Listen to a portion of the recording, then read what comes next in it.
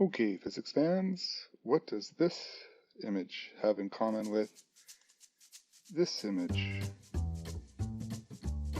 Have in common with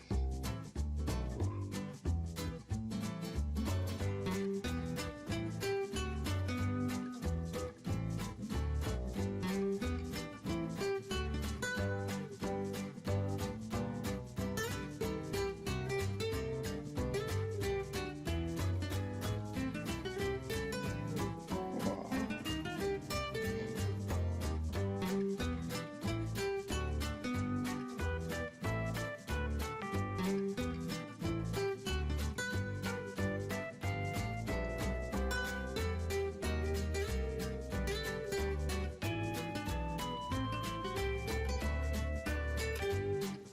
Oops.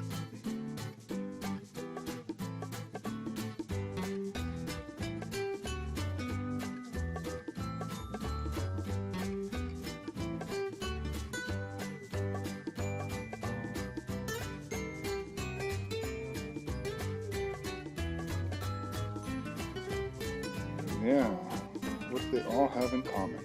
Well, make a guess. Here we go.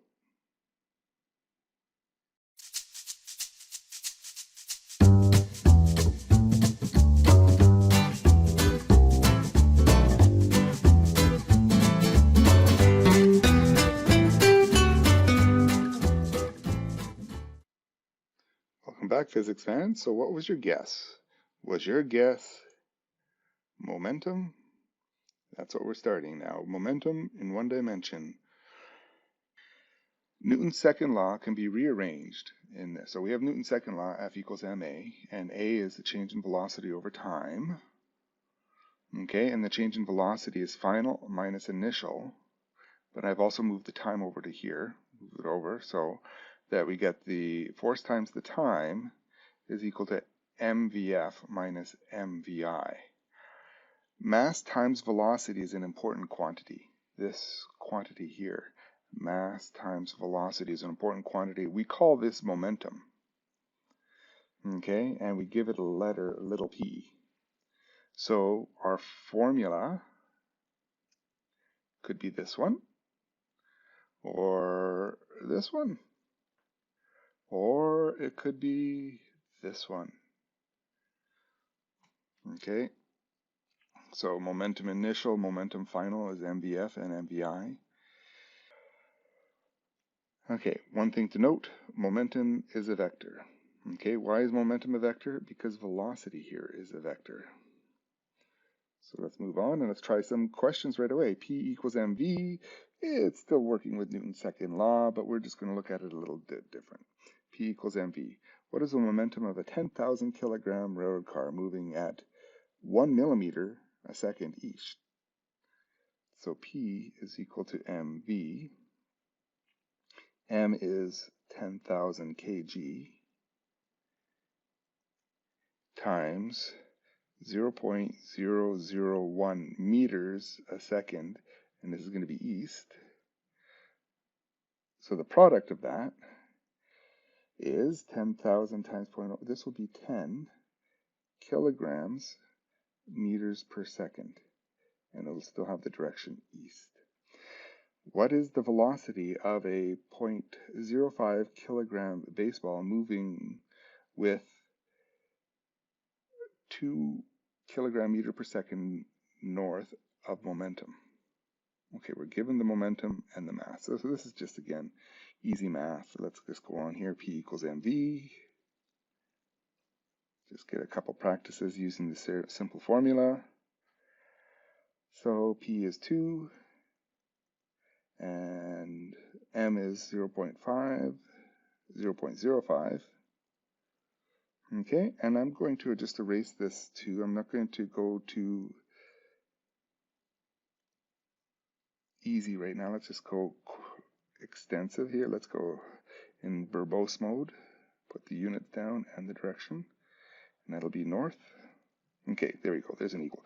So the math is just going to be V is going to equal 2 over 0.05. Okay, let's pull up the calculator, clear here. 2 divided by 0.05, that's going to be 40.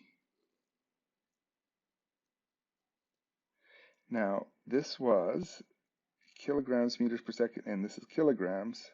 So the meters per second north will still be up here. So the units will still be meters per second north. It makes sense. What is the mass of a car moving at 20 meters per second south if its momentum is that? Try it ahead. See if you can get my answer. Here we go. I just paused it for a few seconds to get ahead. M is P over V, just rearranging it. Mass is momentum, which is 30,000 kilograms meter per second south, all over V, 20 meters per second south.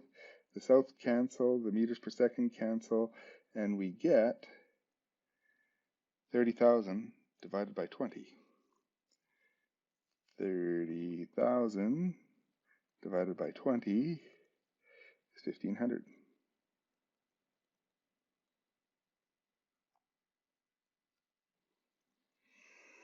Okay. Momentum means the amount of motion an object has. How is this different than inertia? The amount of motion. This is from Sir Isaac Newton, the amount of motion. Okay, he knew this was different than inertia. Inertia only has to do with mass. An object is mass times velocity. So if the object is stopped, it'll have zero momentum, but it'll still have inertia. And change in momentum is just that. Momentum final minus momentum initial. Remember your directions, please. So the change in momentum is just mvf minus mvi. And we go that way because that's where the formula is headed, right? We have the mvf minus mvi is, so we're headed down to a little bit more detail here, understanding momentum. So mvf minus mvi, slowing from 15 to 10. Okay, so the change in momentum is mvf minus mvi. We have to remember direction. Always remember our directions now. This is a vector. So 2,000 times final will be 10 meters per second east minus 2,000, and it was going at 15 meters per second east. So this is 20,000 kilograms meters per second east, and this is 30,000 kilograms meters per second east. So that becomes negative 10,000 kilograms meters per second east. So the answer will be 10,000 kilograms meters per second west. Okay, that's the change in momentum is towards the west. A baseball, which is 145 grams, is being hit by a swinging baseball bat. The fastest recorded pitch that I Googled was measured to be 48.5 meters per second, and the fastest recorded batted ball was 54.4 meters per second off the bat. What would be the change in momentum of the baseball? So the baseball is headed this way to begin with, and then after the bat, it's headed that way. It's smacked back. Just think one-dimensional right now. So the change in momentum is mvf minus mvi. So pause it, work ahead, then catch up to me. So you have 3 seconds to pause it. 1, just click on the screen. 2, click on the screen. 3, pause it. Did you get this so far? Did you pause it yet and just took a sneak peek to take a look? I just put my pitcher to the left there and my batter to the right. So the ball was being from the pitcher, the batter hit it back. So I used left and right here, but I'll come back to this picture afterwards to get the directions. And I plugged in the numbers. Okay, pause it and see if you can get the answer. And then unpause it to see mine. Well, there you go. So it has 7.888 to the left, final, and when it was going in, it went in at 7.0325 to the right. We have to subtract them because that's what the difference in change in is, but it's a negative and it's a different direction, so we make it positive and we change that to left. We add them and it becomes 14.9205 kilograms meters per second left. That's the change in momentum of that baseball. Any questions? I don't see any hands, so let's go on. Here's the next page. This is copied from the workbooklet. An unbalanced net force acting on a body changes its motion so that the rate of change of momentum is equal to the unbalanced force. Okay, so just rearranging it back. We did originally move the T over here. Now we're going to move the T back underneath the change in momentum. So the rate of change of momentum with respect to time, how fast momentum is, equal to the unbalanced force. What is impulse? Impulse, continuing on, impulse is the product of force times time and is measured in Newton meters. Newton times meters, and it is a vector as well. Therefore, an impulse results in is equal to a change in momentum. So force times time is equal to the change in momentum. So impulse is force times time, which is the change in momentum, which is mv minus vf, which is the change in momentum. So the change in momentum is equal to the impulse. It's the same thing. So a Newton second is equal to a kilogram meter per second in units. This is the impulse one, and this is momentum. And not just momentum, the change in momentum. Okay, so this brings in force and time into the calculations. Let's just understand a little bit about impulse. So 2 eggs are dropped from the same height. One hits the floor and breaks, and the second hits the water and survives. It splashes down. Why does the second egg survive? Okay, or you have a building and one person jumps from the building, well, that'd be pretty tough, and bends his knees when he lands on the ground, and the next person jumps from the building, oh, I can't even think about it, and doesn't bend his knees. Bam. Oh, ooh. Oh. Okay, the force happened so quickly that it broke the egg. Here the force was kind of over time. It took time to apply that force to stop the egg. Here, bending the knees takes time, and as you bend the knees, it takes time. This one, I don't even want to draw that. That's owie. Why are bungee cords made of rubber and not steel? Because this spreads the force over time, so you get a bigger time, and force times time is the impulse. Here, if you hit steel, it's going to take a small amount of time, but you're going to get a large force. And large forces we don't like. We definitely don't like large forces. Okay, let's just do question number 6A, 6B, and 7, and we'll call it a quits for this video. 6A says in 5, where the change in momentum was 14.9205 is the final.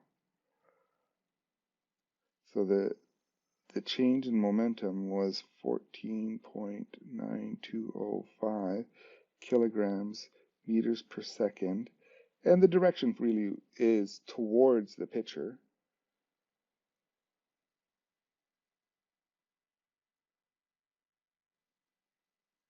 or as I drew to the left. So what is the impulse now? Well, the impulse is the same thing. The impulse is 14.9205 and Newton seconds, and it's still towards the pitcher.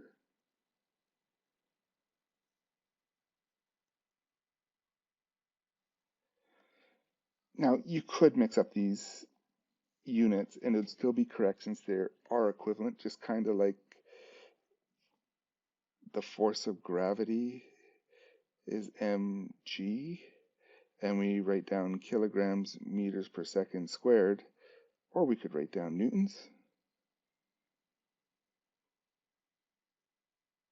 Just the same, we take one s up there, and now we have Newton seconds is kilograms meters per second. Oh my goodness, we were playing with it so close. So if the ball was in contact with the bat for 0.7 milliseconds, then what was the force the bat hit the ball with?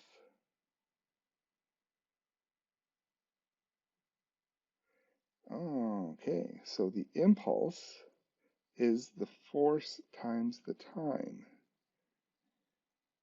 So the force is equal to the impulse all over the time, and the impulse is 14.9025 Newton seconds, and the time is 0.0007 seconds. So let's pull up our calculator, and we take that number and divide it by 0.0007, and we get an amazing number here of 21,315 newtons. And we still need a direction, and so it'll still be, this was still towards the left if you want. Or again, the left from the picture above was towards the batter.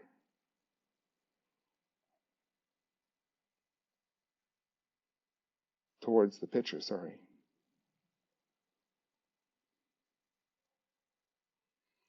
And that's an amazing amount of force that the ball hits with. But of course, we're talking about fastest ball changes at all here, hitting the base, the fastest pitch and the fastest that's been recorded. But 21,000 newtons, kaboom. That's a big force. Massive acceleration. Because force is equal to mass times acceleration. This is the force divided by the mass of the ball, which was 0.145. And we got an acceleration of 147,000 meters per second squared. Divide that by 9.8, and the baseball would experience 15,000 g-forces. Wow. What is the stopping force on the car in question 4 if it took 20 seconds to slow down from 15 meters per second to 10 meters per second? Last question. 15 meters per second to 10 meters per second. So in question 4, it was the car, 2,000 kilograms doing this, and its change in momentum was 10,000 kilograms meters per second west.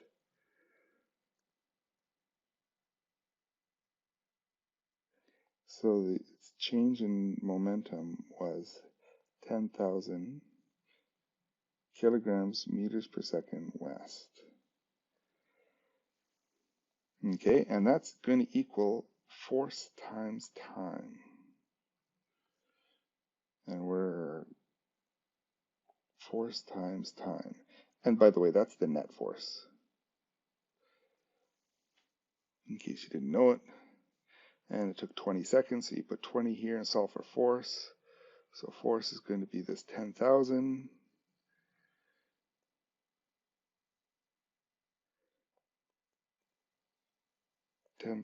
Divided by the 20 seconds. And it was a force of only 500 newtons. Now, careful, that was to the west.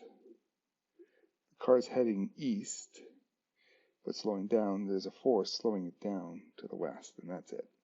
Thank you very much, physics fans, for following through this lengthy video. Let's start part 2 in a second. Okay, take a bit of a break.